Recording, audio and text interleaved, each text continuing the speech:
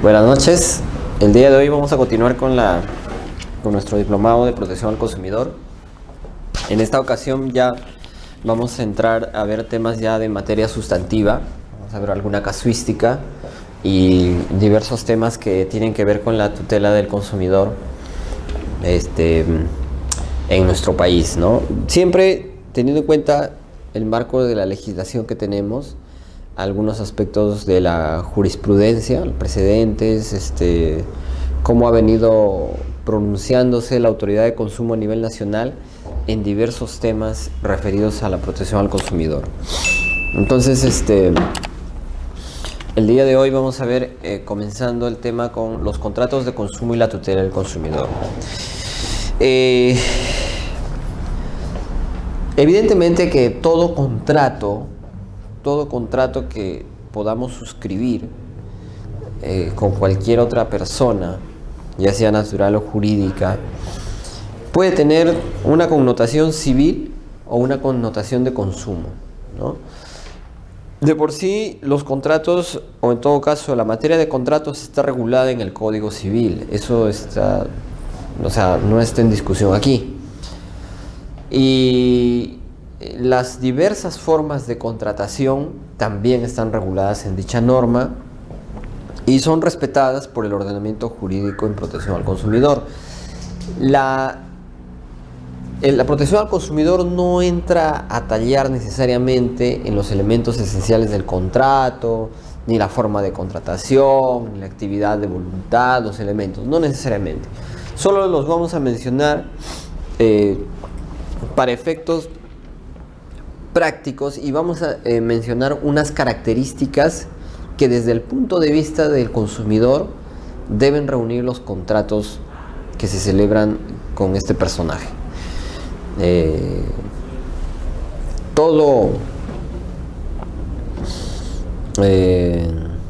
No todo contrato es un contrato de consumo, ¿ya? Pero sí todo contrato de consumo tiene la naturaleza de un contrato, ¿ya? Entonces, para que sea, o en todo caso, los requisitos que debe tener un contrato en materia de protección al consumidor, es decir, un contrato de consumo, son los siguientes, o en todo caso, los elementos que lo distinguen, los elementos que deben serle aplicables a un contrato son los siguientes, ¿no? Es decir, todas las implicancias que debe tener un contrato de consumo, allí las tienen. Esto está normado en el Código de Protección y Defensa del Consumidor, ¿no?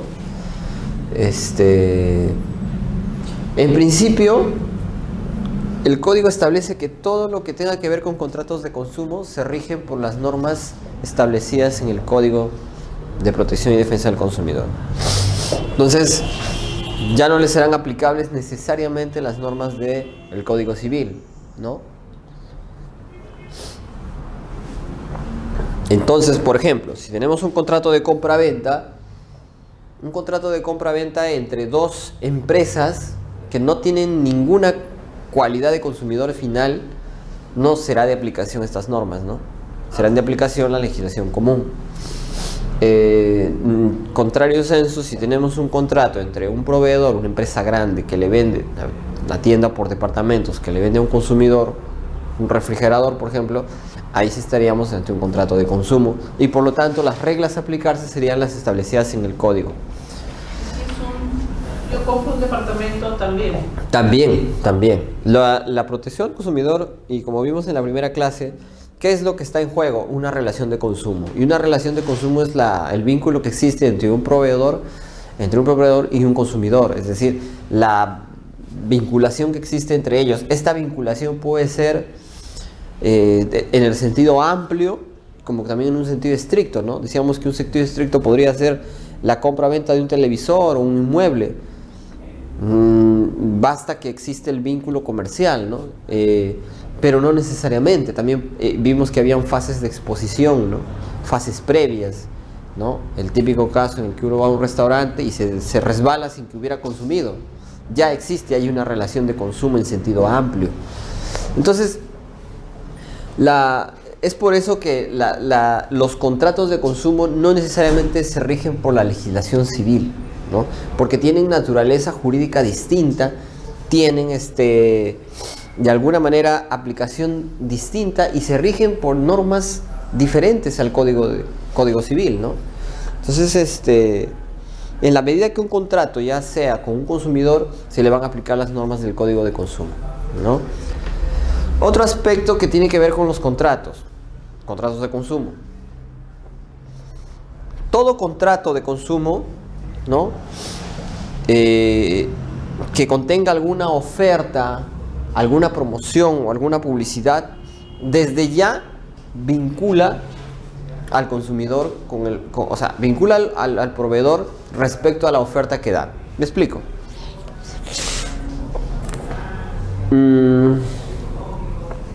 Se considera un contrato de consumo no necesariamente aquellos documentos en los cuales hemos suscrito consumidor y proveedor una determinada compra de un bien, puede ser un bien inmueble, ¿no?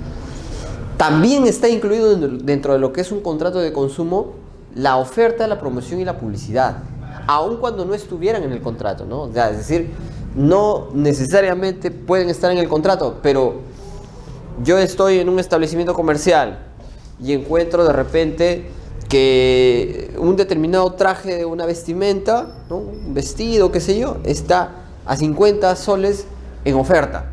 Normalmente su precio es de 200 soles. Entonces, esa oferta, esa promoción, desde que está puesta al público, desde que está siendo mostrada al público, ya es susceptible de generar una vinculación al proveedor. Es decir, ya es susceptible que el proveedor tenga la obligación de cumplir esa oferta. Oiga, pero no hay ningún contrato que diga que ahí está la oferta. Señores, basta que se haya puesto a disposición del consumidor para que la oferta deba ser cumplida. O sea, oiga, pero yo no suscribí ningún documento. Señor, usted lo ha mostrado al público, ¿no? Usted ha mostrado la publicidad y esa publicidad desde ya lo vincula respecto a lo que está diciendo. Usted está obligado. Entonces, todo proveedor que muestre una promoción, una publicidad, una oferta, desde ya está obligado a cumplirla, ¿no? Y hay toda una regulación al respecto, ¿no? O sea, hay una regulación publicitaria en todos los países. Particularmente es bien peculiar observar, por ejemplo, la legislación comparada, ¿no? Pero, por ejemplo, para dar un ejemplo, acá en Perú está el proveedor está obligado a poner luego de la oferta, por ejemplo, esta es la oferta, ¿no? Oferta, no sé, semejante ofertón, una cosa así. Este es el cartel, pero tiene que decir, por ejemplo, cuántas unidades del producto se vende, hasta cuándo es la oferta, ¿no? Hay condiciones que se deben respetar. Por ejemplo, en un caso curioso decían, esto es por ejemplo en el caso peruano, ¿no? En la legislación comparada podemos encontrar ciertas particularidades, ¿no? Por ejemplo, en España, si uno dice ofertas, ¿no?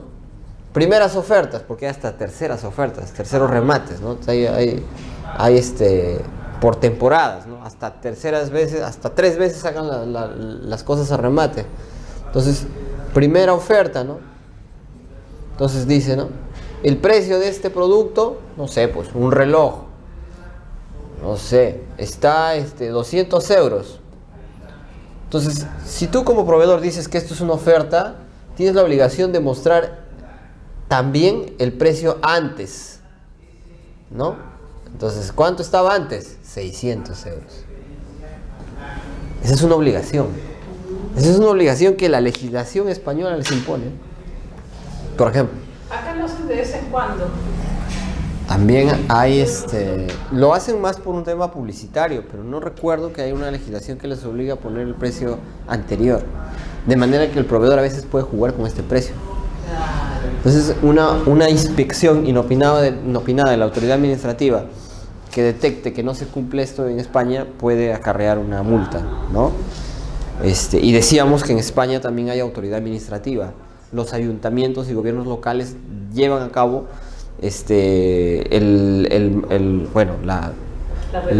todo el tema de supervisión de protección al consumidor, ¿no? Y todo lo que se resuelva en esas instancias, gobiernos locales, esa sería pues la instancia administrativa, ¿no? Y lo que no se puede iría al Poder Judicial en acciones contenciosas administrativas, llega hasta el Tribunal Constitucional Español. Es bien interesante. Una pregunta, ¿en este tipo de publicidades puede darse la publicidad engañosa? De hecho que sí, justamente ese es el asunto, ¿no? Porque si yo no pongo esto, de repente arbitrariamente podría poner el precio que se me da la gana, ¿no? El precio que yo considere, 800, ¿no? Que wow, qué tal oferta, ¿no?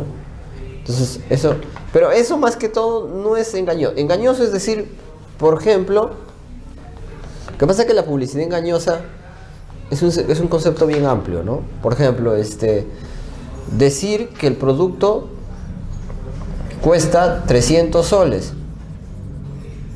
Ahí está el cartel, ahí está la oferta. Pero cuando voy a la caja me dicen, no cuesta 300, cuesta 350. Vaya, ¿pero por qué?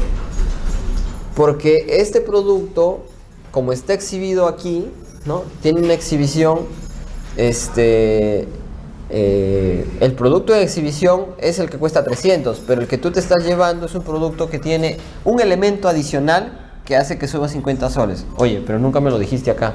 No puede. ¿No? Es un ejemplo, ¿no? Es un ejemplo. Engañoso es no decir, no cumplir con lo que establece la publicidad, ¿no? Dice, por ejemplo,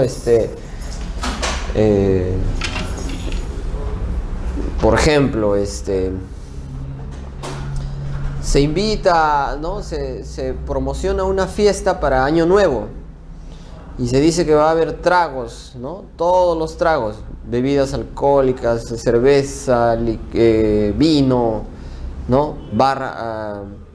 Una barra enorme, buffet, comida, qué sé yo. Uno va a la fiesta y no encuentra nada de eso, encuentra otra cosa, ¿no? Entonces, ese es un ejemplo. En un concierto, por ejemplo, uno va, compra un boleto para un artista determinado, le dicen, el concierto de fulano de tal. Cuando llega al concierto, es uno que es imitador de Yo Soy, ¿no? Entonces, ¿qué pasó? Que no se informó, o no se informó correctamente, que en efecto quien venía no era el artista principal, sino era un imitador. Ha pasado en algún caso, ¿ya? Entonces, claro, que a veces sí te lo informan, pero te lo informan con una letra pequeña o está escondido, ¿no? No se nota. ¿Qué sucede, por ejemplo, en el caso de la Clínica San Pablo, que pone arriba Instituto del Corazón, cuando en realidad no tiene la categoría para ser instituto, no es instituto, y ahora ha puesto Asociación Instituto del Corazón, y RENAES lo multó para que quite su publicidad, pero él no hace caso a nadie. Entonces, cuando nosotros nos fuimos a quejar incluso al consumidor de las personas, ahí en lista, nos dijo de que ya no saben, ya los habían multado y que ellos lo único que presentan son recursos y siguen con su letrero. Y es más, llegó un momento en que lo sacaron y lo pusieron abajo y después han puesto abajo y arriba. Bueno, no conozco el caso, pero si es que la entidad administrativa, la empresa, el proveedor, ostenta algún título con el que no cuenta, ya habíamos visto en clases pasadas, la idoneidad implica que tú tengas la veracidad de lo que exhibes, ¿no? O sea, tiene que ser veraz lo que tú exhibes. Entonces, si yo digo, por poner un ejemplo, soy instituto de no sé qué cosa, doy títulos a nombre de la nación. Yo entiendo que esa empresa, cuando yo estudie ahí, me va a dar un título a nombre de la nación, firmado por el ministro de Educación o el Ministerio de Educación. Entonces, igual pasa acá, ¿no? Si yo soy una clínica que ostento ciertos títulos que pueden llevar, ni siquiera es un título, es solamente poner instituto, pero desde el punto de vista educativo habría que ver a qué se le puede llamar instituto. Lo que pasa es que ellos dicen de que pueden curar todo tipo de malformaciones congénitas en el corazón. Pero si lo cumplen está bien. No lo cumplieron en su momento con esta. Entonces, claro. No lo cumplieron. Es más, cuando se les denunció penalmente, los mismos médicos fueron a exponer su caso y dijeron de que no tenían ni la infraestructura. Entonces, eso ameritaba una sanción, ¿no? Por eso es que fueron sancionados entonces, ¿no? Supuestamente han sido sancionados, pero ellos continúan, o sea... Bueno, la cuestión es que cualquier persona puede presentar una denuncia, ¿no? Una denuncia ante el INDECOPI para que se evalúe. No sé, la verdad no sé si es que ya ha habido algún caso o si ha visto ese caso. Sí, se ha visto es eso. factible, pero si no, es posible porque se tendría que investigar por qué tiene la calidad de instituto en primer lugar. Segundo, y aun cuando la tuviera, ya, ¿qué servicios da? ¿No? Y si está habilitado o habilitada esa clínica para dar ese tipo de servicios, si tiene, como dice, la infraestructura. Si no la tiene, entonces se está engañando al consumidor. Estamos ante una publicidad engañosa, ¿no? Motivada por una simple información. Instituto del Corazón. ¿Qué potente debe ser esa información para el consumidor como para que se pueda confundir, ¿no? Entonces, allí, por ejemplo, hay un contrato de consumo, ¿no? Eso es un contrato de consumo, no necesariamente tendría que estar escrito, ¿no? Basta que uno vea la publicidad y ya está vinculado, ¿no? El proveedor tiene la obligación de cumplir lo que dice. Otro aspecto que podemos resaltar de la regulación sobre contratos de consumo es que existe una responsabilidad del contratante de consignar las restricciones. O sea, no puedo yo vender un producto, un servicio en el mercado si es que yo no me estoy responsabilizando de consignar la restricción. Es decir, por ejemplo, yo no podría decir, bueno, yo soy una empresa de seguros. A determinada persona le otorgo un seguro o le comercializo un seguro contra todo riesgo para su vehículo. Pero resulta que el vehículo se accidenta y el chofer estaba en estado de ebriedad. Entonces yo después no puedo decir, oye, pero si tú estás en estado de ebriedad, tú no puedes, o sea, ese riesgo no está cubierto por mi seguro. Por lo tanto, eso lo pagas tú, porque estabas ebrio. Un ejemplo, ¿no? Por decir un ejemplo. Bueno, lo que te dice esta parte es que estas restricciones tienen que estar expresas en el contrato, ¿verdad? Por eso la póliza... también vamos a ver eso, ¿no? No necesariamente, o sea... y esto lo digo porque en seguro se ve bastante, ¿no? Todo el asunto de restricciones es Yo he trabajado en seguros. Hay bastantes restricciones, exclusiones, ¿no? Las benditas exclusiones, ¿no? Yo recuerdo que compré un seguro hace no mucho en una empresa conocida, seguro vehicular, y cuando de pronto me dicen, ya las condiciones le van a llegar a su domicilio. Ya, muy bien. Llega a mi domicilio, abro el paquete, todo, veo la póliza, las condiciones generales, condiciones específicas, porque los seguros son especialistas en marear con tanta información. Está bien que te puedan dar información. El problema es que del contrato que yo había visto, solo las 2-3 primeras hojas eran de derechos que yo tenía como beneficiario de un seguro. Los riesgos, ¿no? En caso de siniestro. Pero habían 5 hojas más. Y esas 5 hojas más solamente estaba dedicada a exclusiones. Entonces uno se da cuenta, pues, ¿no? Que el proveedor es responsable de consignar tantas restricciones. Porque, así es, porque al final yo puedo tener en mi póliza, yo proveedor, varias restricciones, ¿no? Todas las restricciones que yo considere que pueda habidas y por haber. Esas restricciones las puedo incluir ahí, pero si por A o B hay una que es engañosa, impone una ventaja indebida o un aprovechamiento indebido, un desequilibrio contractual, es decir, alguna de ellas es abusiva, yo como proveedor me responsabilizo de lo que pueda pasar, es decir, una posible sanción quizás, ¿no? Y ahí viene lo siguiente, ¿no? Por eso es que tiene mucha relación con lo que viene después, ¿no? No incluirse cláusulas prácticas que impongan obstáculos onerosos o desproporcionados para el ejercicio de los derechos del consumidor. Es decir, lo que te está diciendo aquí es que en un contrato de consumo no puede incluirse cláusulas que limiten los derechos del consumidor a ejercer sus derechos, ¿no? A ejercer cualquier derecho. Por ejemplo, todo derecho del consumidor todo consumidor tiene derecho a presentar reclamos ante el proveedor.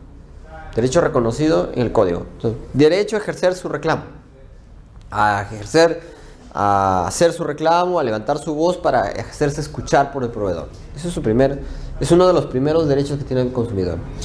Resulta que habían contratos, ya felizmente la SBS se ha preocupado y en todo caso ha habido regulación al respecto.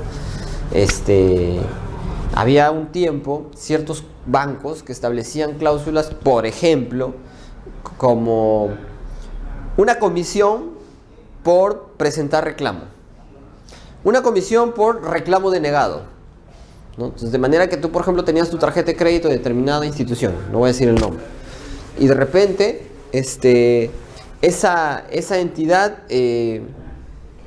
cometía algo que a mi criterio está mal, algún error que había cometido que yo cuestiono, no sé, me cobró algo de más y yo presento mi reclamo. Entonces, si el reclamo o la reclamación salía en contra mía, o sea, si me denegaba mi reclamación, yo tenía que asumir un pago de una comisión. Me cargaban en mi estado de cuentas del mes siguiente una comisión por denegación de reclamo. O sea, ¿qué estaba diciéndole al consumidor eso? Que si tú quieres reclamar y por A o B si tu reclamo sale infundado, o sea, te lo deniego, ¿no? Te cobro una comisión. O sea, era una manera de desincentivar el derecho, ¿no?, a que el consumidor puede ejercer sus derechos, ¿no? Es justamente, esto va a la yugular de ese problema, ¿no? Justamente para eso se ha hecho, para ese tipo de cosas en las que el proveedor pretende no tanto engañar, sino que lo que busca quizá es evitar que el consumidor pueda ejercer sus derechos, ¿no? Es como cuando, bueno, disculpe que vaya a la misma, porque tengo este caso, esta clínica da la indemnización, ¿no? Pero hace firmar un documento donde dice que si denuncia en otra instancia, no tiene que devolver lo que le dio de la indemnización y el doble. Pero eso no puede ser. Pero si ya han llegado a un acuerdo, ya llegaron a un acuerdo, o sea, ya no hay más. Obligan a las personas a firmar este documento. ¿En qué momento? En el momento que les dan la indemnización. Ah, ya, cuando es un tema de un seguro. Lo que pasa es que en el año 2013 murieron más de 20 bebés. Entonces, el resarcimiento les dieron dinero, una indemnización, pero les obligaron a que firmen este documento, excepto una persona. Entonces, yo cogí ese caso y esta persona empezó a indagar y se encontró pues con una mafia terrible. Y cuando fue a comunicar a las otras personas dijeron que ya no podían incluirse en las otras denuncias. ¿Por qué? Porque les habían hecho firmar un documento y no podían. Es discutible, lo que pasa es que hay toda una... Los acuerdos conciliatorios son como ley entre las partes. Entonces uno no puede suscribir un acuerdo conciliatorio y después arrepentirse. Entonces ahí hay toda una normatividad, el Código Civil, los mismos contratos de consumo. Entonces ya firmó, si ya se firmó, ya... Ni siquiera es a través del sistema civil, sino es simplemente judicial. ¿Cómo? O sea, sin llegar al proceso civil. Claro, pero llegaron a un acuerdo, fuera, y es válido. Entonces, ahí cualquier demanda que se haga debería ser declarada improcedente y ahí debe hacerse una excepción de convenio arbitral y de conciliación. Hay una excepción sobre conciliación, o sea, se podría hacer. Y en el tema de Indecopi, si por ahora se lleva el caso de Indecopi, quizá por un lado el tema de la prescripción. ¿Cuánto tiempo ya pasó de eso? Por un lado. Si pasaron más de 2 años ya no se puede ejercer el derecho. Y bueno, o sea, bien complicado que el Indecopi inicie un caso, en todo caso, por la misma persona, con los mismos hechos, por un hecho que ya se llegó a un acuerdo conciliatorio. Ahí sí existe una falta de interés para obrar. Lo que sí podría hacer el Indecopi es intervenir de oficio. No por ese consumidor en particular, pero sí por el resto. Claro. Supongo que sí se ha hecho, ¿no? O sea, no sé, no estoy muy al tanto. Sí, mentiría si te diría, ¿no? Otro aspecto que es bueno considerar respecto a los contratos de consumo es el derecho a emplear mecanismos de forma, lugar, métodos utilizados para la celebración de contratos para desvincularse de ellos. O sea, es decir, que el proveedor tiene la obligación de no solamente establecer restricciones, ¿no? Decir, mira, mi producto tiene esto, mi producto tiene lo otro, te describo. No, también tiene que haber una parte en la que el proveedor diga y se comprometa a respetar ciertos mecanismos que el consumidor puede hacer para desvincularse del contrato, ¿no? Por ejemplo, una cláusula que diga, en caso que usted desee desvincularse del contrato, tiene que seguir, no sé qué situaciones, ¿no? O sea, hay diversas formas, ¿no? ¿Ya? O en aquellos contratos que dicen, si quiere rescindir ese contrato va a tener que paga una penalidad, ¿no? Esto es válido, ¿no? Pero usted quiere rescindir, salvo que yo quiera resolver el contrato porque algo pasó, o sea, porque hay un incumplimiento. Hay que tener mucho cuidado con esto, ¿no? O sea, de por sí, un contrato es ley entre las partes, es pacta sunt servanda, eso tiene que respetarse, ¿no?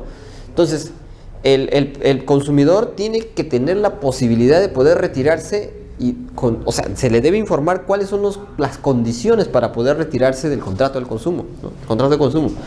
Entonces, si no le das las herramientas para hacerlo, entonces podrías afectar esta norma, ¿no? Estarías atentando contra uno de los aspectos esenciales del contrato de consumo, que es no haber dado la opción para que, o en todo caso, no diste la opción para poder desvincularse. Y eso es un problema. ¿Por qué? Porque si el consumidor mañana decide retirarse así de simple, con un escrito, una carta muy simple, después el proveedor no puede decir, oye, es que no seguiste el procedimiento que yo tengo en el contrato. Sí, pero ¿dónde está? No me lo informaste, ¿no? Entonces ahí tiene mucho que ver la información, ¿ya? Que debe estar plasmada en un contrato, obviamente, ¿no? Ahora, ¿ese contrato es válido cuando ambas partes firman delante de un notario o simplemente firman firmas personales, firmas o pueden ser también firmas por internet? Mire, hay que tener en cuenta una cosa. Tanto el acto jurídico como los contratos, más que todos los contratos, no necesariamente revisten de cierta forma, salvo algunos que la ley específicamente establece. Pero por lo general, los contratos de consumo no tienen una formalidad. Entonces pueden tener los elementos básicos. Es más, un comprobante de pago, una boleta de venta, es un contrato de consumo. Porque ahí hay condiciones de ambas partes, ofrecimientos de ambas partes. Es decir, un ofrecimiento de una de las partes, ¿no? Entonces, perdón. Entonces, o sea, desde ya es un contrato de consumo, ¿no? Es un contrato de consumo, o sea, no se lo... Y ojo, no necesariamente pues tiene que tener un contrato a la firma de las partes, ¿no? O sea, tiene que estar notarialmente, no necesariamente. O sea, la compra-venta de un vehículo, por ejemplo, no necesariamente podría... Bueno, de repente ahí sí, porque hay formalidades para el tema de la transferencia vehicular, quizá. En la compra de un inmueble, de un departamento también, creo. Posiblemente, ¿no? Sí creo. Pero esos son normas, esos son casos porque la ley prescribe que en estos casos se debe hacer cierta formalidad. Pero mañana compro, no sé, pues un televisor, basta la boleta, ¿no? Incluso ha habido casos en los que el consumidor no tiene con qué acreditar la relación de consumo, es decir, no tiene el contrato. ¿Qué tiene? Una proforma en donde se han escrito todo. Tiene la fachada de proforma el documento, ¿no? O sea, dice proforma, número tanto. Todos sabemos que una proforma no vincula, simplemente es un documento en el cual hay información. Pero en el campo donde está, para que escriban, han puesto, se entrega en calidad de adelanto 250 soles para la confección de un ropero de madera por parte del señor tal. se entregará al ropero tal día. Ya, eso es una relación de consumo ya. Ahí hay un convenio ya, hay un contrato. Entonces, por lo tanto, independientemente de la formalidad, es más, puede no haber contrato, ¿no? De repente no hay esto. O sea, el soporte en el que esté el contrato es independiente, ¿no? Puede ser que llamen a mi casa y me digan, señor, usted es un buen cliente, queremos por favor saber si usted quiere adquirir una tarjeta de crédito con nosotros, otra nueva tarjeta. Ya, sí quiero. Ya está. La aceptación es suficiente. Ya acepté, está grabado, pero, o sea,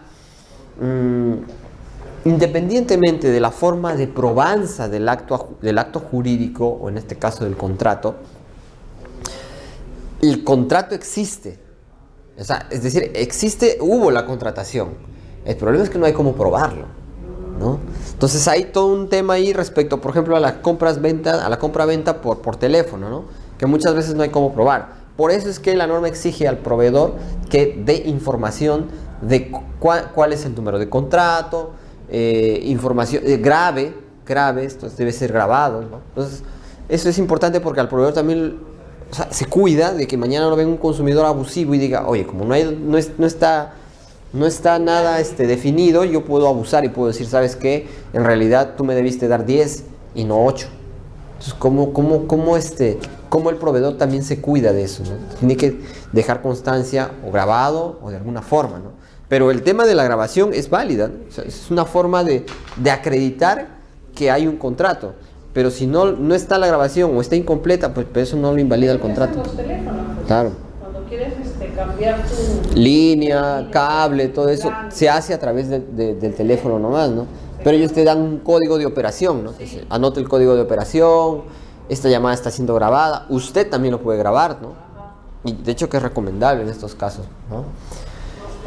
Pero los contratos también tienen que tener ciertas características como caracteres no superiores a 3 milímetros, es decir, no pueden ser letras pequeñitas, tienen que ser letras más de 3 milímetros, ¿no? respecto a las letras. Así es.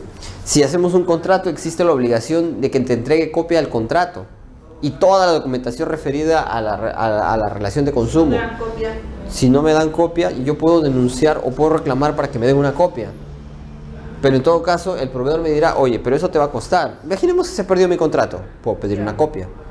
Pero el banco tiene la potestad de decirme, oye, o el proveedor me puede decir, ¿sabes qué? Esta nueva copia te va a costar tanto. Ya, la pagas, porque al final Pero si no te entregó, te dijo que iba a entregar y nunca llegó a tu casa, qué sé yo, entonces es un derecho que tiene el consumidor. Y el proveedor está obligado a probar que te lo entregó. Eso es importante, a probar que te lo entregó. Si no lo demuestra, todas las cláusulas, o en todo caso, no podrían ser oponibles, ¿no? Los contratos, como decía, las letras tienen que ser superiores a 3 milímetros. Hay la obligación de entregar copia del contrato y demás documentación. ¿De qué otra documentación podríamos esperar? A ver. Dependiendo de lo que compre. Si compro un televisor, Manual. el manual, ¿no? Yo creo que lo básico es el manual. Manual, si es que tuviera garantía, las condiciones de la garantía, si es que compro una garantía extendida, las condiciones de la nueva garantía extendida, ¿no? A ver, lo complicamos más. ¿Y qué pasaría en un contrato de inmuebles? Pienso yo que no solamente el contrato, que esté inscrito, que se inscriba. Todo saneado, Todo saneado. ¿no? Depende también cómo han sido las condiciones. Pero por lo general se entiende, y si no se ha dicho, se entiende Planos. que el proveedor te entrega un bien con todo listo para que lo ocupes, ¿no? No para que vayas a pasar la mar y morena, ¿no? Entonces te dan el bien, planos, ¿no? Bastante información, ¿no? Yo tengo otro casito referente a eso de la compra de un inmueble, con una señora de 85 años. También tengo otro caso. Sí, los inmuebles son bien interesantes los temas porque ahí, por ejemplo, se puede apreciar bastantes temas civiles también ahí, ¿no? Muchas cosas que se vinculan con el derecho civil. Y eso de las famosas arras, se presta a muchas cosas. Arras confirmatorias, arras de retracto, ¿no? Sí, hay que evaluar ahí si es consumidor final nomás. Y en todo caso, como decía, la documentación que te entreguen debe ser pues el contrato, ¿no? Los vouchers que hubieran, no sé, hay varias formas de acreditar, pagos, ¿no? Bueno, eso uno debe tener su copia, ¿no? Pero por ejemplo, no sé, el manual del ascensor, qué sé yo, un montón de cosas, ¿no?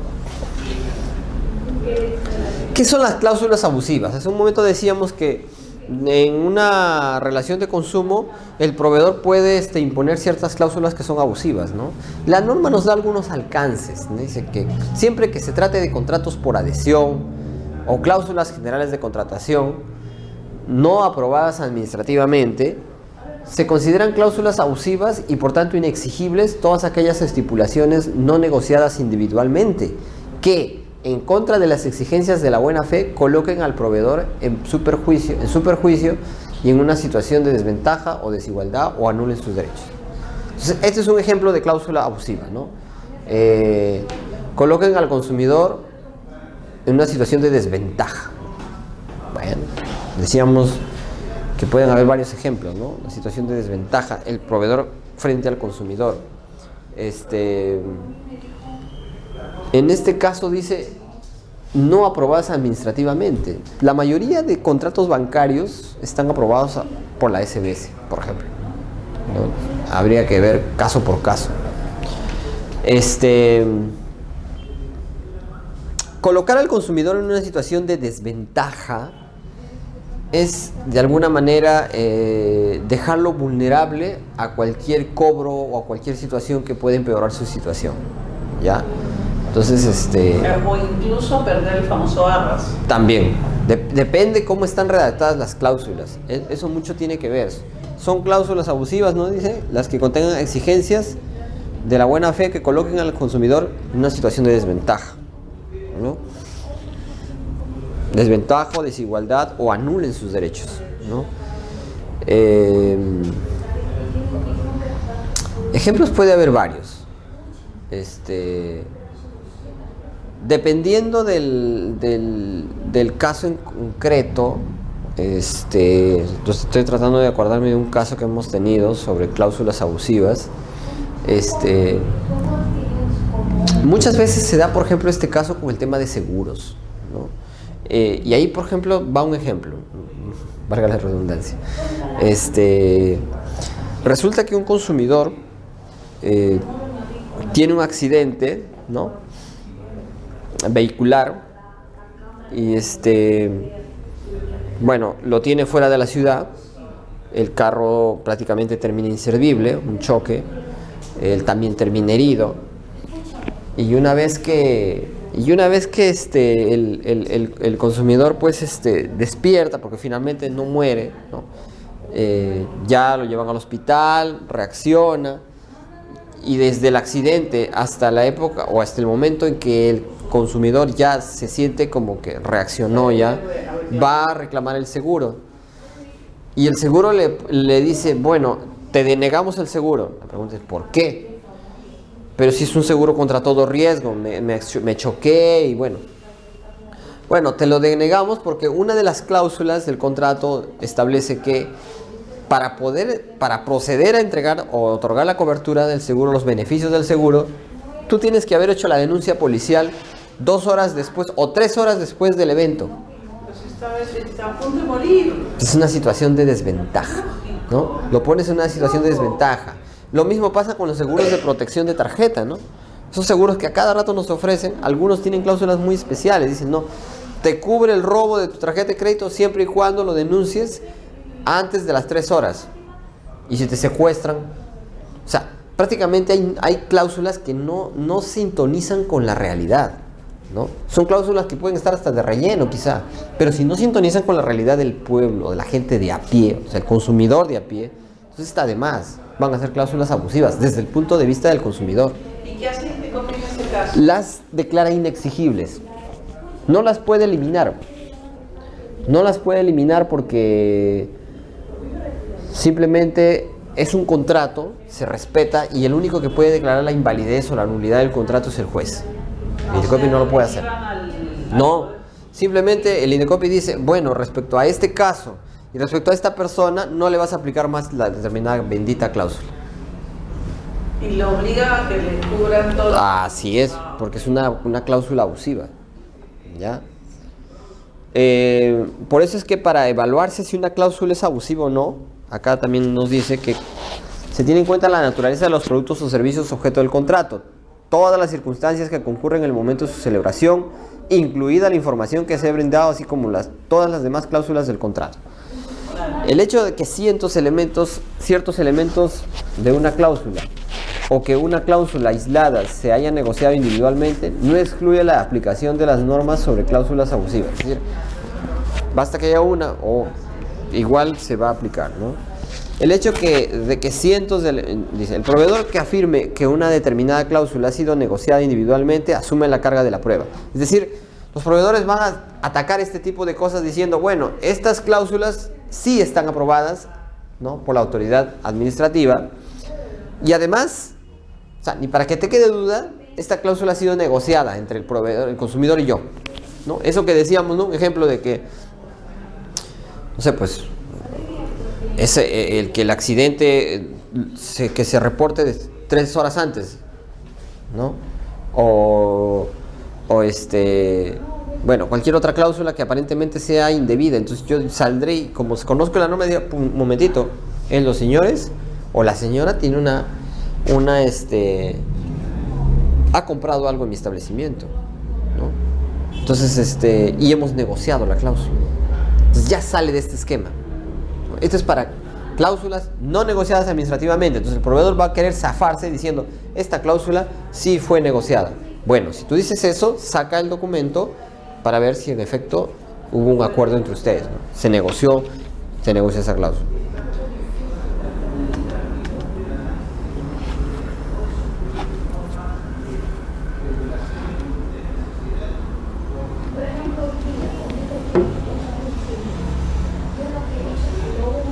Entonces,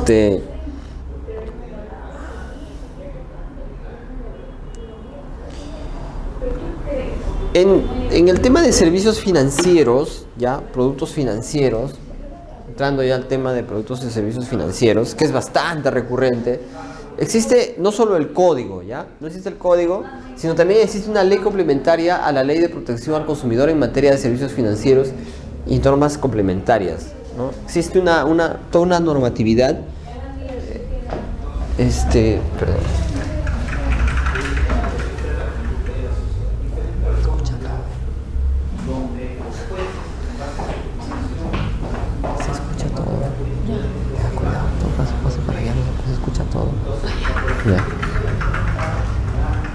Entonces, decía que en materia de protección al consumidor en servicios bancarios y financieros, existe también una ley complementaria y hay reglamentos que ha emitido la SBS para, de alguna manera, regular la contratación en el sistema bancario y financiero con respecto a los consumidores, ¿no? Hay normas que se han dictado, o sea, no solamente el código, sino también hay normas que establece la SBS.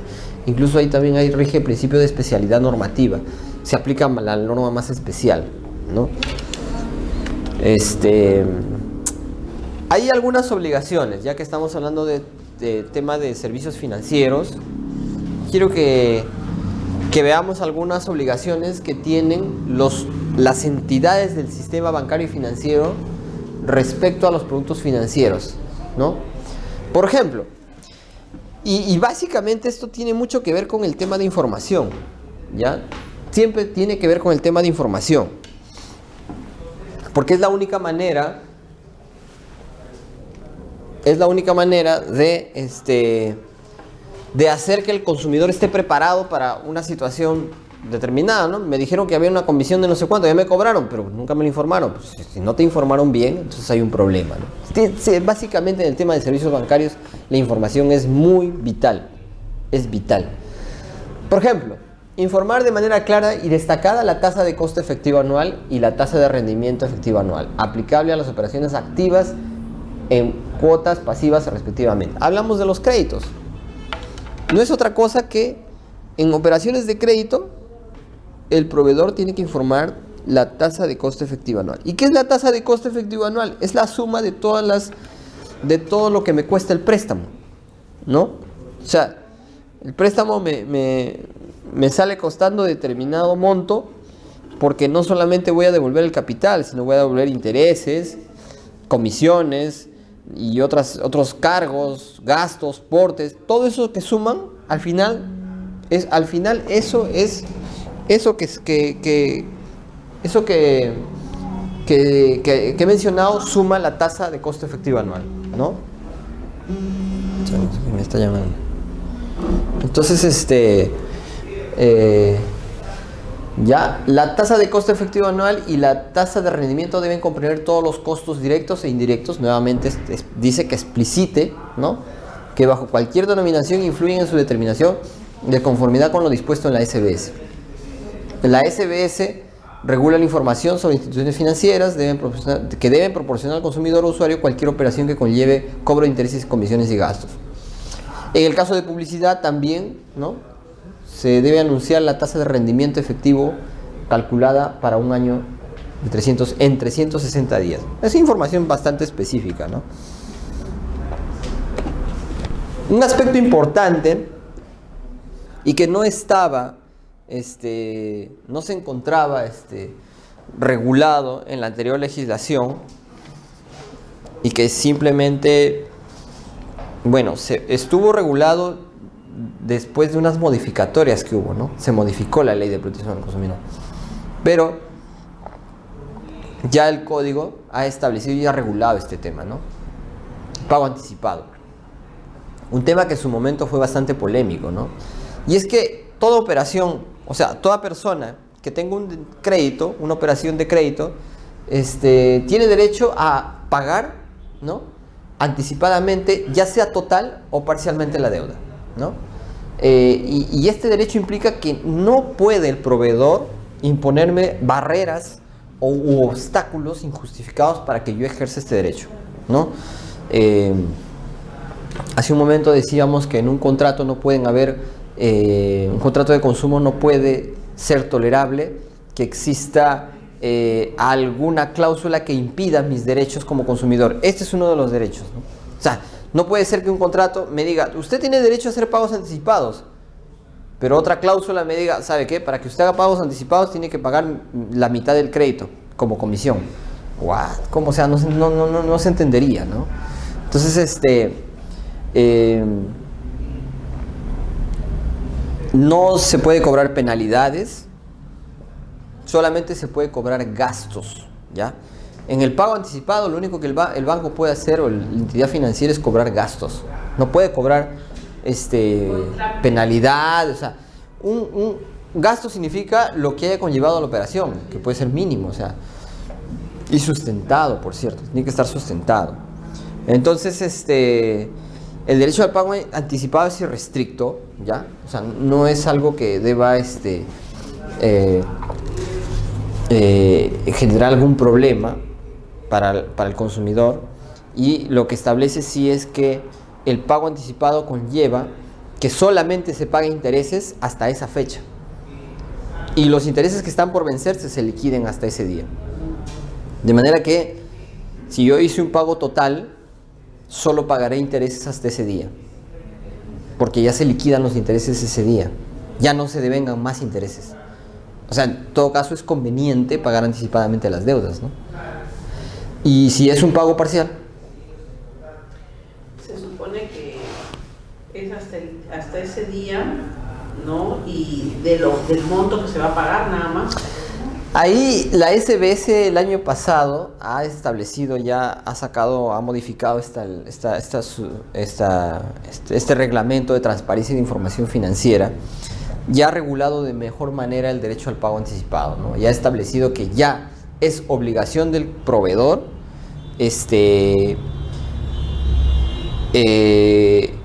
informar, o en todo caso dar la posibilidad al consumidor de que una vez que desea hacer un pago anticipado, a dónde quiere que se impute el pago. O sea, es decir, qué es lo que quiere que reduzca en un pago anticipado parcial. Con un pago anticipado total no hay problema. ¿Qué pasa con los pagos anticipados parciales? Eso es importante tenerlo en cuenta. Hay dos tipos de pago anticipado, ¿no? Pago anticipado pago anticipado o prepago, si quieren decirle así, parcial, ¿ya? En pago anticipado parcial hay dos opciones. O bien se reduce la cuota,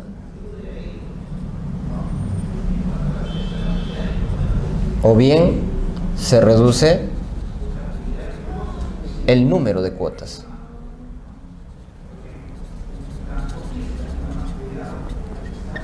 Esto muchas veces el consumidor no lo sabe. Entonces es obligación del proveedor de informarle y decirle: señor, con el pago parcial que usted va a hacer, no va a eliminar la deuda, pero ¿qué es lo que usted quiere hacer? ¿Reducir el monto de sus cuotas o reducir el número de cuotas que tiene? Entonces es importante que el proveedor le dé esa opción al consumidor al momento de que efectúe un pago anticipado. Lo de acá implica, en ambos casos, lo que va a implicar es un nuevo cronograma de pagos, obligatoriamente. Y en este caso, si la cuota era 50 o 500 soles, se reducirá pues a 400, por ejemplo, por decir. Y si se opta por reducir el número de cuotas, si le quedaban al consumidor por pagar 10 cuotas, ahora le quedarán por pagar, no sé, 5 cuotas, ¿no? Son dos pagos anticipados, dos formas de pago anticipado, pero que tienen efectos distintos, ¿no? Entonces el consumidor tiene esas opciones, ¿ya? Hay una situación particular, hablando de pagos anticipados, ¿no? Ya, esta es una situación particular. Hay otra situación particular que les quiero manifestar. ¿Qué pasa cuando yo voy al banco, tengo una deuda y las cuotas son de... Vamos a suponer que las cuotas mensuales que yo pago son de 500 soles. Yo llego a la ventanilla y digo: hoy vence mi cuota número 5. Voy a pagar 500 soles. Pero la cuota es menos. No, eso es un ejemplo, ¿no? Luego yo digo, un momento, le digo, tengo acá 4.000 soles. Quiero pagar estos 4.000 soles a mi crédito. Entonces el cajero lo va a recibir. Estos van a ser recibidos. Y se presentan una serie de cosas. Muchas veces esto, como no dijo nada, como en el momento que pagó, no dijo nada. Antes se pagaban con pagos a cuenta, qué sé yo. No, la norma ha dicho que esto debe ser entendido como un pago anticipado. ¿Por qué? Y ha establecido una regla, la SBS.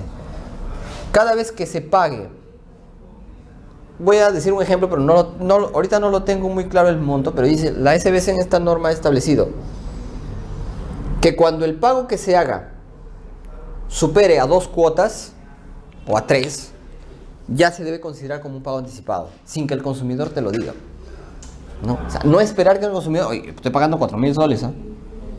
Bueno, como no me ha dicho que es pago anticipado, ni total ni parcial, entonces yo no lo imputo, ¿no? No imputo los intereses, ¿no?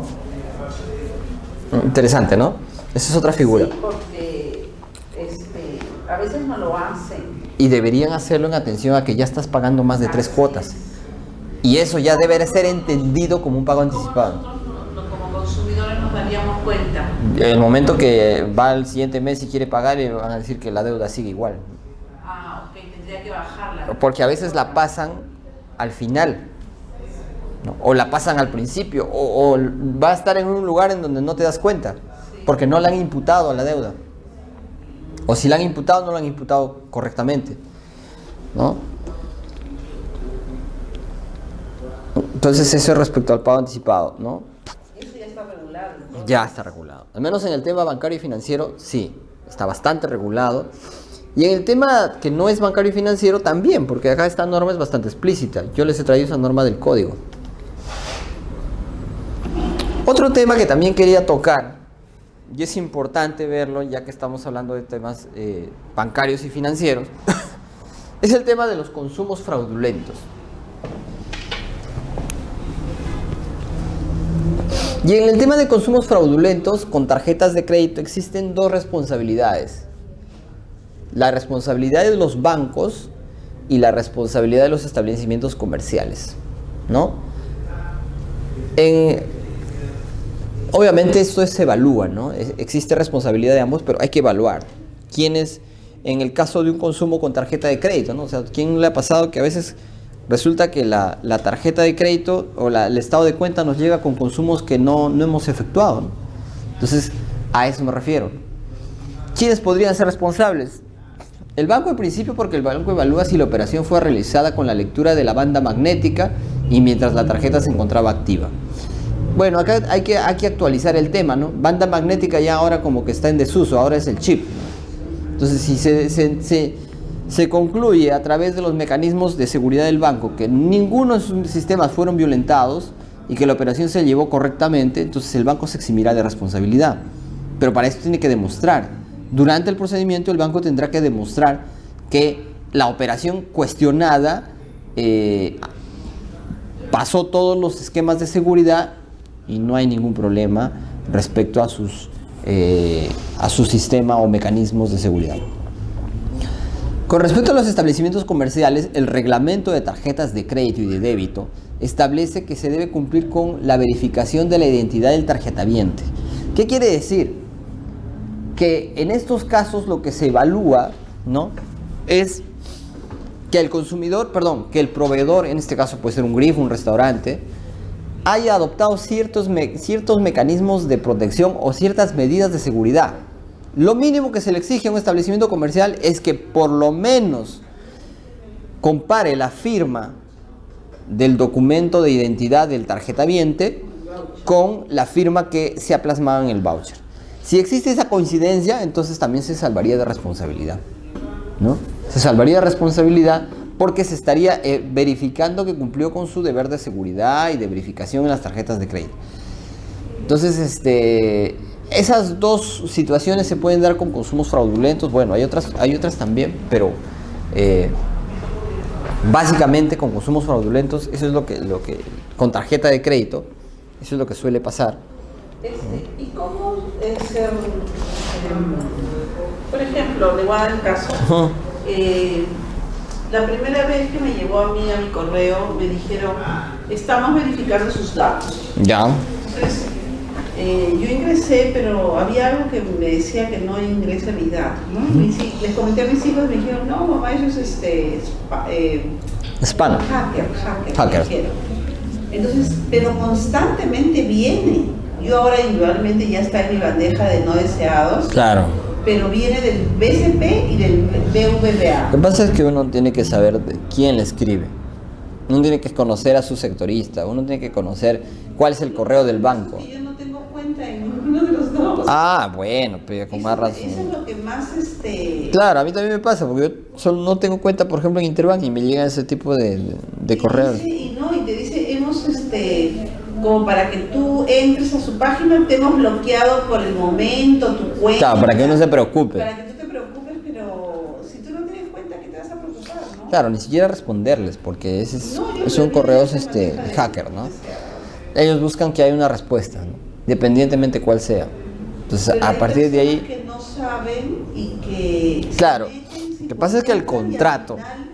Terminan en este tipo de... Lo que pasa es que el contrato, y ahí sería clonación ya. Lo que pasa es que el contrato establece que la tarjeta es personal e intransferible y debes tener cierto cuidado tanto en la vía física como en la vía virtual. Entonces, si uno se expone o de repente no sé, hace consumos por internet y utiliza su tarjeta de crédito, tiene que saber en dónde lo va a hacer, en qué portal lo va a hacer, en qué máquina, porque de lo contrario ya te están rastreando, ¿no? Eso respecto a la clonación, ¿no? La clonación de tarjetas de crédito. Es una situación que se suele dar. Delito. Y ahí el responsable podría ser el banco, porque ya se violentó sus sistemas, ¿no?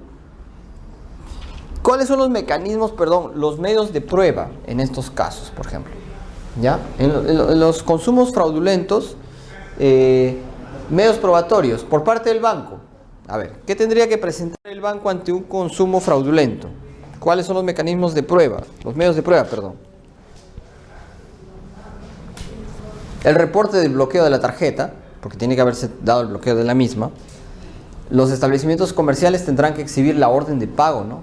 Que supuestamente fue contrastada, ¿no? La orden de pago, el voucher, ¿no? Y en caso de internet, ahí están los supuestos, ¿no? Tiene que verificarse que la transacción ha sido realizada con el ingreso de la tarjeta y la clave secreta de acuerdo al procedimiento del banco. Tiene que haber medios probatorios que generen certeza respecto a que la operación se registró sin ningún problema.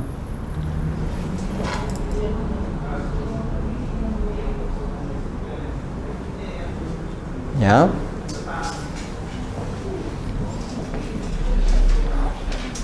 Por lo general se recomienda que los consumos que uno haga por internet los haga en páginas seguras, ¿no? Porque hay bastante peligro en la red también. El banco Scotiabank te vende tarjetas únicas para pagos únicos. Ya. Por internet, ¿no? O sea, tú quieres, por ejemplo, comprar por 2.000 soles. Entonces Ya. tú vas a Scotiabank y te dan una tarjeta especial. Con un saldo. Solo por los 2.000 soles. Entonces tú generas tu compra y esa tarjeta ya no tiene valor. Pero, ¿y cómo la pago? En el momento que me dan la tarjeta. Tú vas con tu dinero. O sea, ese dinero lo metes en esa tarjeta y te dan la tarjeta. O sea, Ya, no pero es- eso no es una tarjeta de crédito. No es tarjeta de crédito. Eso es una tarjeta o es una tarjeta monedero o es una tarjeta de débito.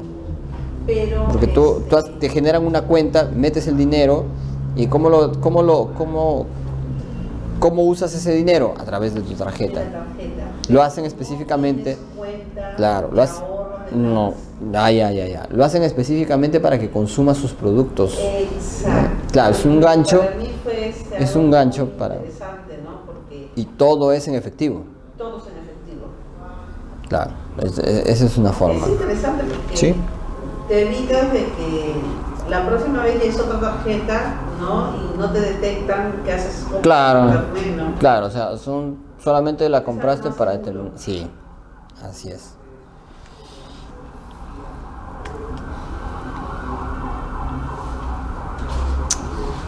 Como decíamos, hay supuestos especiales como por ejemplo la clonación. Y la sala también ha emitido un pronunciamiento, ¿no? La sala del Tribunal de Indecopia ha dicho que para que exista el tema de clonación debe haber un video que acreditó el uso de la tarjeta clonada. La orden de pago registra el número de tarjeta del consumidor, sin embargo lo vincula a un titular distinto. O sea, puede ser que sí compararon la firma y era un DNI distinto y era una firma distinta. El problema es que han clonado la tarjeta, han clonado el interior de la tarjeta. Lo que he hecho es, esta tarjeta que es tuya, yo le he quitado los datos tuyos, o sea, solamente tus datos, porque el dinero, todo está ahí. Entonces, ¿yo qué he hecho? Quitarte los datos y poner los míos. Fabricar otra tarjeta con la misma información. Así es. ¿No? Presentas tu propio DNI. Así es. ¿Y qué pasa con los delitos informáticos? Es que esos son delitos informáticos, porque ahí estamos hablando de robo a través de la red. Todos esos son delitos informáticos, que califican también como presuntas infracciones a los derechos del consumidor. De hecho que sí, pues, ¿no? Porque tienen mucha incidencia en lo que se ve, ¿no?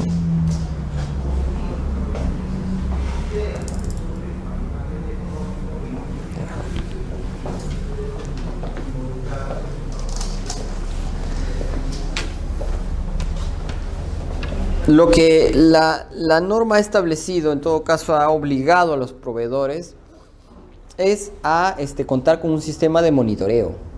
Sistema de monitoreo que deben tener todas las entidades financieras y bancarias para poder rastrear transacciones que pueden ser sospechosas, ¿no? La sala incluso ha dicho que hay ciertos patrones para el tema de operaciones sospechosas. Un patrón de que, por ejemplo, es bien raro que un consumidor haga consumos sucesivos en diferentes lugares a la vez. Es muy difícil, o sea, aquí, físicamente no podría, No, pues. ¿no? O sea, ese es un patrón que te da indicios de que aquí hay una clonación, ¿no? Otro, hacer consumos en intervalos de tiempo muy cortos, ¿no? y hacerlos por pocos días, ¿no? Así, perdón, en pocos días, claro, en 3 días vaciaron todito en la línea de crédito, por ejemplo, ¿no?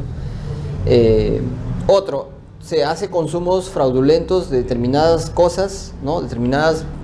Cuando, si vemos los estados de cuenta anteriores, los 3 últimos estados de cuenta, vamos a ver que la persona muy rara vez utilizó su tarjeta de crédito. Entonces, esas son las formas que quizá podemos determinar el patrón de que si hubo o no una clonación. Así como hablamos del tema de retiros no reconocidos, también hay lo que se llama, así como hablamos de los consumos, también hay lo que se llama retiros, ¿no? O sea, no solamente hay consumos con tarjeta de crédito. Actualmente, ¿quién no maneja una tarjeta de débito, no? ¿Quién no maneja una cuenta de ahorros, no? Entonces, allí se presentan también varias situaciones, ¿no? Resulta que de tu cuenta han retirado 1,000 soles y tú no sabes de dónde salió ese retiro. Entonces, ahí justamente está que el banco tiene la responsabilidad en aquellos casos en que los retiros no reconocidos se realizaron vulnerando los sistemas de seguridad del banco. Por ejemplo, mi tarjeta de débito, yo fui a Cañete y saqué de un agente y al mes me cobraron como cerca de 15, 17 soles. Entonces, pero, ¿y a qué obedecía? Porque había retirado dinero y era una comisión. Ah. Entonces yo le dije, pero a mí nadie me avisó que ustedes cobraban comisión de ese monto tan alto por haber sacado en el interior del país. Ni siquiera le dije, en otro departamento, es dentro de Lima. Claro. Dentro de Lima no es válido. No, hay lugares donde no. Dicen que hay lugares. Claro, ahí podría haber hecho su reclamo, ¿no? El libro de reclamación. Claro. Reclamo retrospectivo va a ser. Ya, entonces en retiros no reconocidos decíamos que se realizan vulnerando los sistemas de seguridad del enemigo. Responsabilidad del tarjetaviente. En caso de que acredite las disposiciones en efectivo se realizaron mediante el empleo de la fuerza y la clave secreta, los medios de prueba usuales presentados en las empresas del sistema financiero para acreditar que los retiros realizados mediante cajeros automáticos fueron efectuados con tarjeta y clave son los siguientes.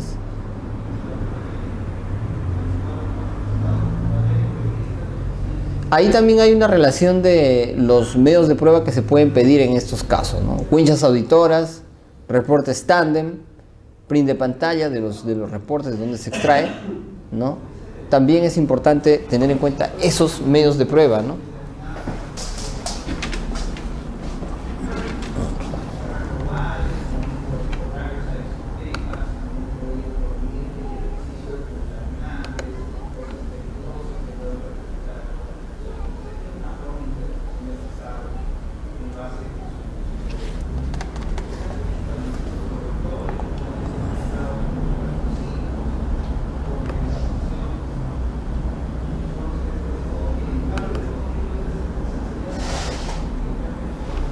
A ver qué pasó.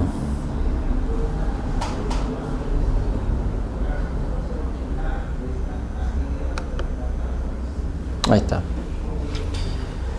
Ahí están los ejemplos que suelen ser medios de prueba cuando se trata de retiros no conocidos, ¿no? Winchas auditoras de los cajeros automáticos.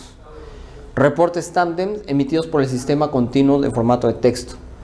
Y los reportes de formato TXT también, ¿no? Reportes tándem, documentos, o sea, son documentos técnicos que sirven para generar convicción de que los retiros, en efecto, no fueron realizados por la persona que es titular, sino por un tercero. Eso lo hace el banco. El banco lo puede hacer, pero usualmente no lo hace. O sea, esta información la tiene que generar el banco. Sus sistemas tienen la obligación de generar esta información. Si no lo... Así es. Si no lo hace, la carga de la prueba queda en el proveedor. El proveedor tiene la obligación de demostrar que la actuación de sus sistemas fue correcta. Y si es que hubo alguna anomalía, lo corrigió, ¿no? Pero más que todo, que sus sistemas sean correctos. Entonces, eso ha generado que si no hay esta información y no es información completa, o hay dudas respecto a la información que te trasladan, entonces ahí estamos en problemas, porque esa información dudosa no puede servir para resolver un caso, ¿no? Generalmente se están pidiendo copias simples de las cosas, los expedientes, de las piezas procesales, ¿no? El Poder Judicial creo que pide originales. No nos hacemos problemas. Copias simples nomás de esto. Condiciones o modificación de condiciones contractuales, ¿no? También permite que se modifique el contrato, pero dicha facultad podrá hacerse efectiva en tanto el consumidor sea informado de la decisión del proveedor de hacer uso de dicha condición y de los términos de la misma, a fin que sea el consumidor quien opte por acogerse al cambio propuesto o en todo caso decida rechazarlo al no ser acorde con sus intereses. La información sobre el incremento de la línea de crédito remitida vía estado de cuenta no genera certeza absoluta del consentimiento del consumidor. ¿Ya? Eso siempre tienen a veces por hacerlo. Lo que pasa es que, dice pues, ¿no? La información sobre el incremento de la línea de crédito remitida vía estado de cuenta no genera certeza absoluta del consentimiento. La línea de crédito se incrementa,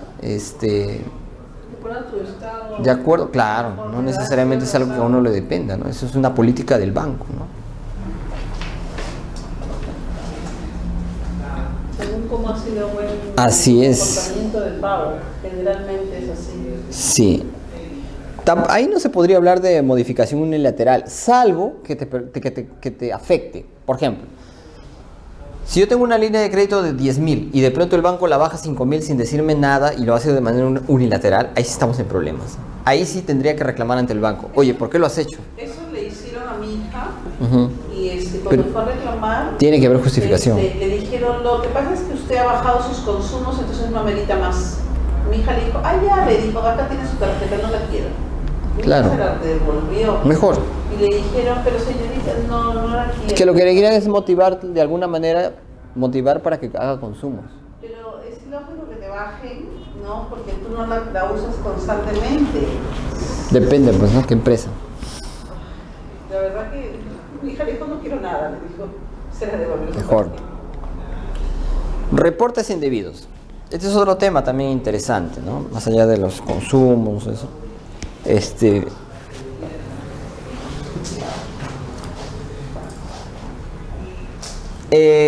Aquí hay dos tipos de reporte indebido. El primero es una correcta imputación de deuda, es decir, una confusión, ¿ya?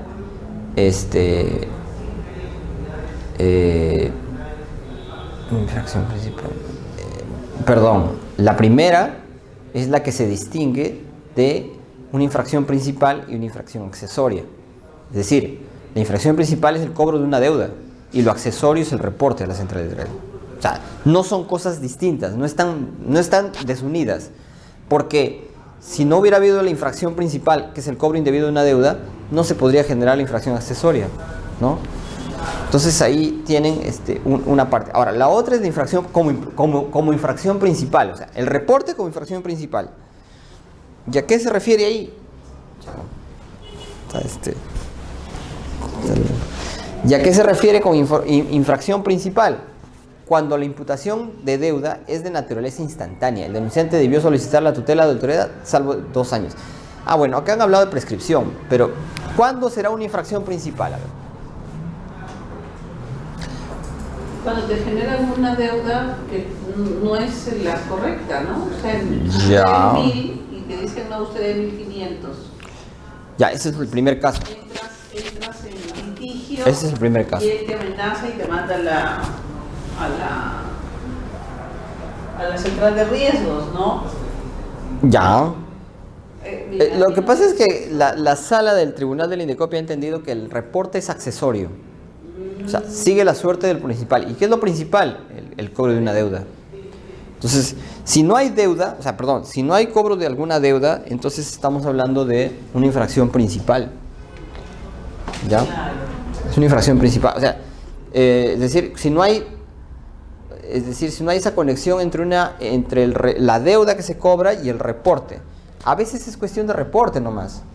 No hay nada detrás de ese reporte, sino una equivocación en cuanto a los nombres, quizá. Se puso Juan y era Juana. Y eso generó todo un problema. Porque ya la ven como deudora. Y por eso es que van a sacar un certificado de homonimia en todo caso, ¿no? Y la prescripción en materia de sanción, de reportes indebidos es 2 años después que ocurrió la imputación de la deuda. Es decir, mucha gente tiene acá acá hay un pequeño error, ¿ya? Cuando hay una deuda que ya se pagó, ¿no? O es una deuda que se está pagando, pero que está vigente, ¿no? Está vigente.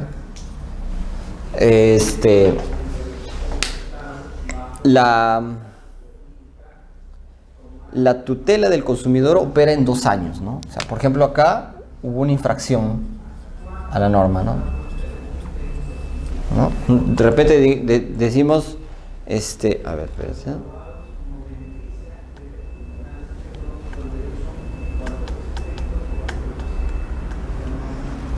Ya. Entonces, la infracción se presenta acá. Son 2 años que tengo para denunciar el hecho. Pero hay casos en los que yo ya supe del reporte muy anteriormente. Primero, supe que me estaban imputando una deuda. No la cuestioné. Llega un momento en que esa deuda... Entra el reporte. Claro. Pero como yo ya dije, eso pasó hace mucho tiempo, va a estar en el reporte. Realmente un día decido salir a la calle con mi familia y vamos a comer, no sé. Y resulta que me entero que sigo reportado, ¿no? Sigo reportado. O sea, yo sabía que esa deuda me habían imputado, pero en este momento no me habían reportado, solamente me cobraban. Pero ahora ya estoy reportado. Hubieron muchos años que yo no hice nada al respecto. ¿Qué ha generado que esté reportado? Oiga, pero ya no tengo deuda, ya la pagué, ¿no? El reporte es lo accesorio, ¿ya? Esto sigue la suerte, o sea, porque hay una imputación de una deuda. ¿Y qué pasa cuando una deuda no se paga? Inevitablemente va a ir al reporte. Pero en el caso que ya la pagaste, para levantar ese reporte es uno mismo que tiene que ir a hacer el pago de no sé cuántos. Ahí hay un tema. Puede ser que esta deuda, él consideró que ya es una deuda ya pagada. Es más, se puede haber pagado, no sé. Pero los reportes no se borran. Que quede muy claro que los reportes ante la SBC se quedan para siempre. O sea, no hay todavía una norma que establezca que estos reportes deban corregirse. Puede ser que hubo un error, ya sea de la SBS o ya sea de algún banco, que te calificaron en clasificación pérdida. Porque hay varias clasificaciones, ¿no? Pero yo digo, no es pérdida, debió ser dudoso. Entonces, si por A o B hubo un error, va a figurar pérdida, pero al costado corrección, debe decir dudoso. Pero creo que hay que pagar 35 soles. Para obtener un reporte. Para eliminar esa deuda. No se puede. No se puede. Lo podrá eliminar de Infocor, de alguna central de riesgo privada, pero de la SBS no. La central de riesgo de la SBS tiene todo el historial crediticio desde que nació el crédito, desde que yo tuve mi primera cuenta, mi primer tarjeta de crédito. Desde ahí yo tengo un historial crediticio en la SBS y la SBS me ha guardado toda información, sea buena o sea mala, y todas las correcciones que hubo en algún momento, porque de repente ya se equivocaron, me hicieron esto de acá, pero no se borra. Ese es el error. Mucha gente cree que se borra, que en 5 años se va a borrar. No se va a borrar. ¿Y acá qué cosa dice? Esa es prescripción. Ese es el derecho que tienen para accionar. O sea, yo puedo haberme enterado de la deuda 2 años. No denuncias, ya fue. Ya no se va a poder denunciar porque prescribe la potestad sancionadora. Entonces, yo sabía de la deuda en el año 1996. ¿Tienes que volver a pagar? No, ya no puede denunciar. Tendrá que denunciar. Tendrá que demandar en la vía civil. Yo supe de la deuda en el año 96, pero del reporte me acabo de enterar hace 2 días. ¿Se computa desde acá o desde acá la prescripción? Desde el 2000. Claro, porque hemos dicho que en estos casos la infracción es accesoria. Claro. Y si ya sabías que tenías una deuda, era obvio que más tarde o temprano te iban a reportar. Y así la hayas pagado, estás reportado. No, es en el caso que no la has pagado. Si la has reportado, si te reportaron, pero la pagaste, va a quedar el antecedente de que durante abril, marzo, mayo, no sé, todos los meses, ahí está impaga, pérdida. Y de ahí ya se va arreglando tu historial conforme va pasando el tiempo y dejas de tener incumplimientos hasta que llegas a tener calidad normal. Pero nada va a hacer que esto desaparezca. Al menos por ahora no se puede. No se puede. Ahora, ¿por qué las centrales de riesgo privados te dan ciertos beneficios que voy a borrar? No van a borrar. O sea, lo que van a hacer es simplemente... O sea, esta información es de la que todas las C-Peers se benefician. Centros de información privadas, que son Infocor, Certicom. Entonces, ellos jalan información de acá. Ah, ya. Esta información la jalan. Aparte que te dan otros servicios, ¿no? ¿Y por qué te cobran entonces para decirte que o sea, es un engaño? Lo que pasa es que ellos tienen sus políticas, ¿no? Tienen sus políticas de repente que tú, si pagas, ya no vas a aparecer en el historial, quizá, pero aparecerás actual. De repente, no estoy arriesgando una respuesta que puede ser, como no puede ser. Tendría que evaluarse caso por caso, ¿no? Entonces, eso es... Sí, es un problema, ¿no? Hay que tener cuidado con la tarjeta de crédito. Ahora, cuando el reporte, habíamos dicho también cuando la infracción es principal, ¿no? ¿Cuándo será principal? Cuando no se cuestiona que existía una deuda, sino simplemente se cuestiona el reporte solito. O sea, se dice, yo debo estar calificado en dudoso por tal cosa y no en pérdida. O cuando... ¿no? Acá detrás hay una deuda, que si bien es cierto, ya fue, la pagué, qué sé yo, pero hubo deuda. Ya hay casos en los que no hay deuda. No hay deuda. O sea, es decir... Puso una equivocación. No sé, puede ser una equivocación. El BCP, o por decir el BCP o cualquier otro banco, me está reportando por 15.000 soles por una deuda que yo jamás adquirí. Pues ahí no hay que, oye, pero tendríamos que ir a la deuda principal, ¿cuándo la conoció? No. Aquí me estás imputando una deuda ahorita con este reporte. Por lo tanto, aquí el reporte es principal. ¿Ya? Ay, pero eso nunca te vas a enterar hasta que no... El día que te enteres, se podría configurar la infracción. Pero en el otro caso no. Te enteraste hoy día. Oiga, un momentito. No hiciste nada. Pero tú ya sabías de la deuda anteriormente. Entonces, era obvio que si tú la dejabas pasar, iba a generar lo que ahora has visto, porque es accesorio. Entonces la prescripción se cuenta desde allá. Acá no. Acá se contaría desde el momento en que te enteras. No hay forma de que te enteres. No hay forma de... ¿Cómo podrías enterarte? ¿No? Pero Es sí bien se da. complejo. Yo conozco casos Así de es. este tipo. Sí es. Sí se da. Entonces, ya. A ver. Entonces la prescripción aquí es 2 años, ¿no? Otro tema es el tema de compensación de deuda. No sé si han escuchado este tema.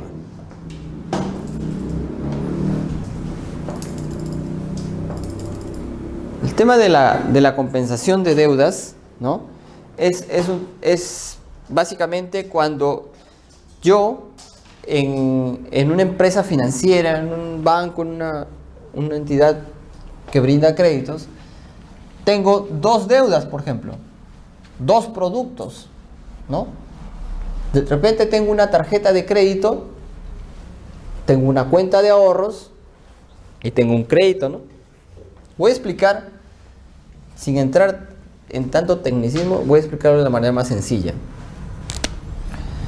Tengo una cuenta de ahorros.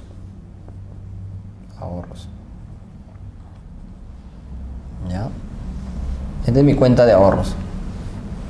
Imaginemos que tengo 10.000 soles en mi cuenta de ahorros. 10.000 soles.